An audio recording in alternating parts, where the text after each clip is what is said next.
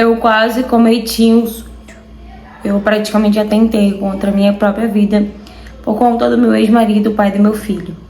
Quem já teve dependência emocional aqui sabe como que é difícil sair de um relacionamento assim e você praticamente não consegue se ver sem a pessoa. Foi basicamente isso que eu passei. Bom, eu conheci o Josué. Gente, Josué é um nome fictício, tá? Eu conheci o Josué quando eu tinha apenas 16 anos de idade. A gente foi se aproximando ali, conversando direto e tal. E quando foi ver, a gente tava ficando, já tava praticamente estando num relacionamento. E foi quando ele, sugeriu que a gente namorasse. Eu aceitei, obviamente, até porque eu já tava cega, né? Já tava mega apaixonada por ele.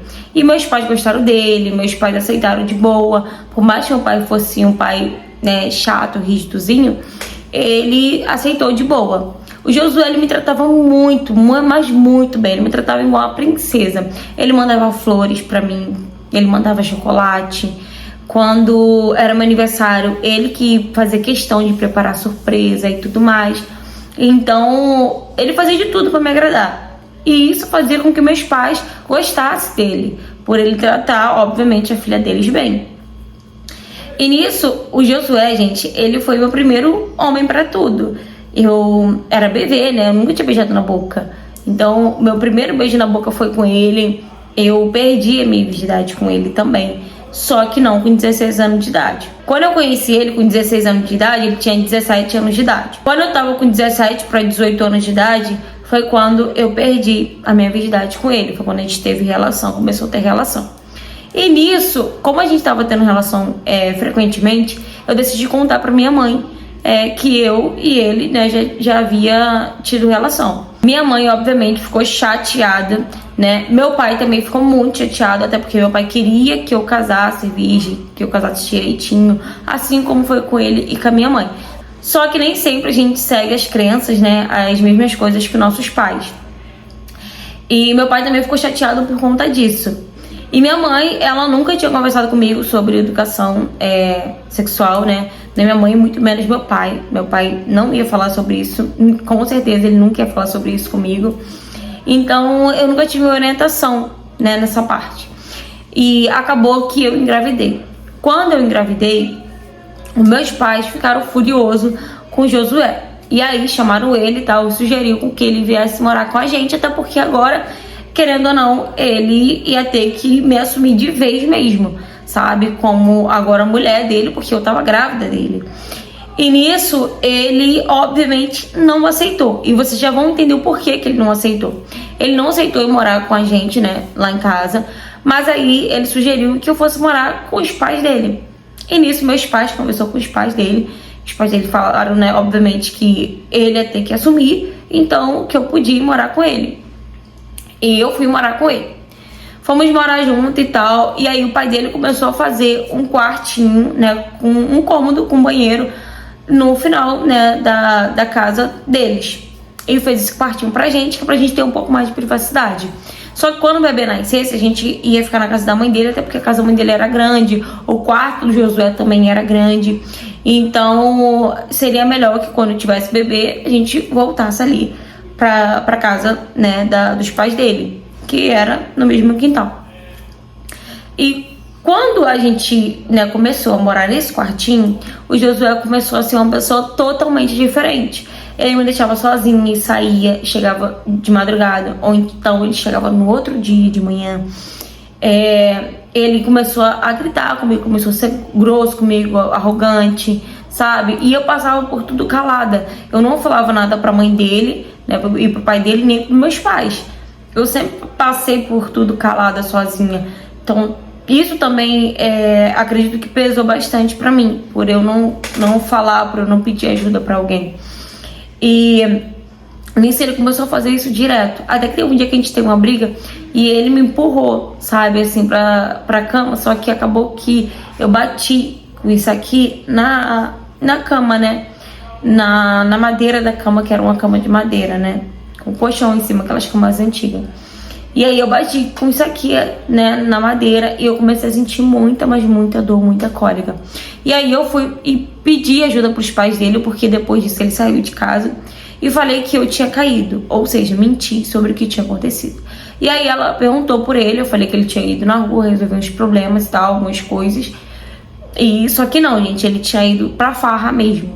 E aí ela me levou no hospital, tava tudo bem com o bebê e tal, foi só um susto, mas eu fiquei com aquela mancha roxa aqui atrás. Bom, o tempo foi se passando e foi cada vez piorando. Até que o bebê nasceu. Quando o bebê nasceu, eu praticamente não quis sair dali, porque eu não queria que os pais dele vissem o que ele fazia comigo e o que eu estava passando. E eu também, ao mesmo tempo, não conseguia largar dele, eu não conseguia deixar ele. E já chegou boatos pra mim que ele tava com outras meninas, né, que ele tava saindo com outras meninas. Quando o bebê nasceu, ele ficou um pouco em casa, sabe, assim, ele acabou ficando, né, encantado, né, com o filho dele e tal. É aquela emoção só de primeiro momento, que foi o que aconteceu. Foi emoção de primeiro momento.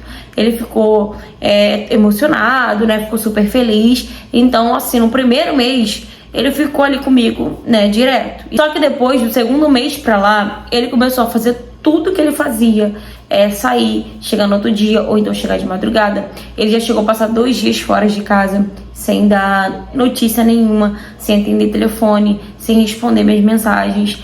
E eu sempre ficava sabendo que ele tava com outra mulher. E, gente, aquilo me doía de uma forma que eu não sei explicar pra vocês, sabe? Eu chorava, chorava, chorava. Eu sabia que eu não podia passar aquilo pro bebê, mas de qualquer forma era involuntário, eu não tinha como não chorar, eu não tinha como não colocar aquele sentimento que eu tava sentindo pra fora. E aí o único jeito de talvez aliviar o que eu tava sentindo era eu chorar. Então eu chorava o tempo todo, eu chorava muito, muito. E aí ele começou a falar que eu tava feia, a falar que eu não se cuidava mais, que se eu continuasse daquele jeito ele ia me deixar e ninguém ia me querer. E aquilo doía, gente, mas doía tanto, aquelas palavras, sabe, que ele jogava contra mim, que ele dizia, que ele falava, que não sei explicar pra vocês a dor no peito que eu sentia, mas eu não conseguia largar ele. Eu não conseguia deixar ele. E eu também não pedia ajuda dos pais dele, eu não pedia ajuda dos meus pais. Eu não pedia nada. Eu só queria que ele cumprisse com o dever dele de pai. Que nessa parte de comprar as coisas pro filho dele, ele nunca deixou de fazer. Mas a atenção, como pai, ele também nunca fez. Ele mal falava com o filho dele, ele mal brincava, ele mal pegava o filho dele no colo. E aquilo ali me doía também, de ver como que ele desprezava o nosso filho, sabe? E no decorrer do tempo, eu passando por aquela situação, sendo humilhada, sabe? Ele me xingava, ele falava muita coisa que me machucava bastante. E quando nosso bebê tava com quase um aninho de idade, ele simplesmente falou que não queria mais ficar comigo, que era pra mim seguir a minha vida, que ele ia seguir a vida dele. E, obviamente, eu implorei pra ele não fazer isso com a gente, né? Nem comigo, nem com o nosso filho. E ele falou que ele ia continuar sendo o pai, que ele ia continuar dando as coisas pro filho dele, mas que ele não queria mais ficar comigo, que ele queria uma mulher que fosse do nível dele. Foi assim que ele falou. Eu quero uma mulher que seja do meu nível, você não é mais do meu nível. E ele voltou ali pra casa da mãe dele no mesmo quintal e eu fiquei morando ali atrás. E ele deu desculpa pra mãe dele, que a gente tava brigado e que eu mandei ele pra lá, pra casa da mãe dele. Só que não, eu não tinha mandado ele pra casa da mãe dele, ele tinha terminado comigo. E logo depois eu vi nas redes sociais que ele tava com a outra mulher. E foi quando eu simplesmente fui na minha sogra, na verdade na minha ex-sogra, e pedi pra que ela olhasse o bebê, né, pra me dar uma faxina lá no quartinho onde eu tava morando. E foi nesse momento que eu tomei um monte de comprimido pra dormir, né? Aqueles comprimido forte. Eu tomei um monte daqueles comprimidos porque eu já não queria mais viver, eu já não tinha vontade de viver. Quando eu vi que ele tava contra a mulher, parece que meu mundo acabou, parece que era uma dor, gente, que eu não sei explicar pra vocês. Acredito que quem passou por isso sabe do que eu tô falando. E simplesmente eu não queria mais viver. Então eu tomei aquele tanto de remédio. E a minha sogra, vendo que eu tava demorando muito e que o bebê também tava chorando, né, que meu filho também tava chorando, ela foi até lá, só que tinha passado quase 1 hora, basicamente, e ela foi lá pra poder, pelo menos, pegar, né, mamadeira pro bebê e tal, ou pra me dar mamar pra ele. E quando chegou lá, ela me viu, assim, né, deitada na cama, jogada na cama, né. Tava nítido que eu tava desacordada, eu não tava dormindo apenas. E foi quando ela chamou o marido dela e eles chamaram, né, a ambulância e tal. Eu acordei já no hospital, eles fizeram uma lavagem, né, pra poder tirar aquele tanto, né, de remédio que eu tinha tomado. E nisso eu quase vim a óbito. Se ela não tivesse entrado lá, né, naquele momento, se ela tivesse esperado mais algumas horas, com certeza eu não estaria viva aqui pra contar essa história pra vocês. E nisso ela perguntou por que eu tinha feito aquilo. E aí foi quando eu contei pra ela tudo que eu vinha passando com o filho dela, né? Contei pra ela o dia da cama que ele me empurrou, que não tinha sido uma queda, né? Eu não caí. Ele que me empurrou, que ele vivia me humilhando e tal. E quando eu falei isso pra ela, ela falou: como assim? Por que você nunca me contou? Por que você nunca pediu ajuda pra gente? Por que você nunca relatou o que vinha acontecendo? Às vezes que ele tava ficando lá em casa, ele falou que tava ficando lá porque você mandou ele ficar lá, porque você tava estressada e tal. Eu falei que não, que eu nunca tinha feito aquilo, que ele tava com outra mulher. Os dias que ele não tava indo pra casa dela era porque ele tava com outra mulher, ele não tava também lá em casa. E nisso ela pegou, assim que ela chegou em casa, ela mandou ele embora de casa. Ela pegou, mandou ele juntar as coisas dele e ir embora de casa, que ela não ia admitir com que ele fizesse aquilo comigo. Ele foi embora de casa, mas logo depois ele voltou. Meus pais já sabendo da situação toda, meus pais me levaram pra casa deles. E foi nesse tempo que eu decidi que eu ia me cuidar, eu decidi que ele não merecia aquilo ali de mim. E eu comecei a me cuidar, meus pais me ajudavam ficando com meu filho pra me sair, entendeu? Eu comecei a procurar minhas amizades que eu tinha antes, que todo mundo tinha se afastado de mim. Na verdade, eu tinha me afastado de todo mundo, ele fez eu me afastar de todo mundo. E eu comecei a sair e foi quando eu conheci o Matheus. Nome fictício também, tá, gente? O Matheus, ele acabou sendo um anjo na minha vida, porque ele me colocava pra cima, sabe? Ele aumentava minha autoestima, ele me elogiava o tempo todo falando que eu era bonita e tal, mesmo me sentindo feia ainda. E eu comecei a ter um relacionamento com o Matheus. Quando o Josué soube, né, que eu tava tendo um relacionamento com o Matheus, né, que eu já tava namorando e tal, ele começou a querer fazer um inferno na minha vida.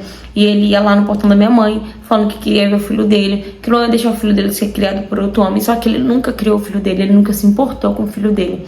Só sei, gente, que ele fez um verdadeiro inferno na minha vida, que eu e o Matheus decidimos nos mudar de cidade.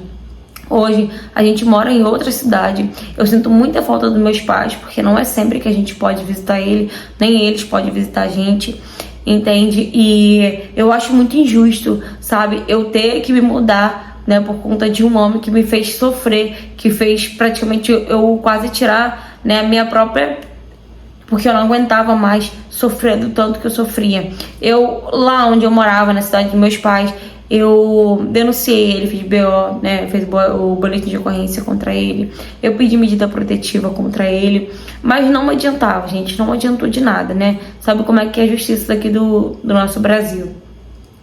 E a única forma que a gente viu foi tendo que se mudar para outra cidade. E mesmo assim, ele não deixa a gente em paz. Ele fala que vai me encontrar, eu bloqueio ele, ele fala que tem direito a ver o filho dele. Ele tentou entrar na justiça para pegar o filho dele de mim, só que ainda não teve audiência. E eu tenho certeza que ele não vai conseguir, até porque a própria mãe dele, o pai dele, falou que se tiver que testemunhar contra ele, vai testemunhar, porque eles não vão deixar o neto dele ficar com um moleque, né? Porque ele, pra mim, ele é um moleque e irresponsável como ele. Mas fora isso, eu tô muito feliz com o Matheus. Graças a Deus, eu já tenho um homem que me valoriza de verdade, né? Que faz eu me sentir mulher de verdade, né? Um rapaz que nunca sequer usou uma palavra pra me constranger ou pra fazer eu me sentir mal, sabe? Então, isso que importa pra mim. Ele trata o meu filho como se fosse filho dele também. Em relação ao Josué, gente, ele pode fazer o que ele quiser, que eu não volto mais pra ele, entendeu? Hoje eu aprendi a ser tratada como eu mereço. E sem contar que ele fica tentando voltar, falando que ele mudou, sabe, pra poder meter na mão dele de novo. Só que isso ele jamais vai conseguir novamente. Fala, galera!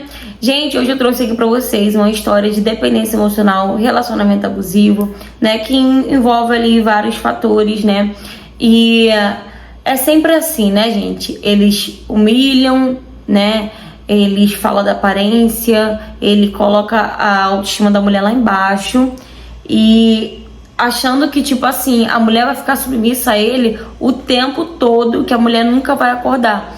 Obviamente, gente, tem mulher que não acorda, né? Que eu conheço pessoas assim, que não acordam pra vida.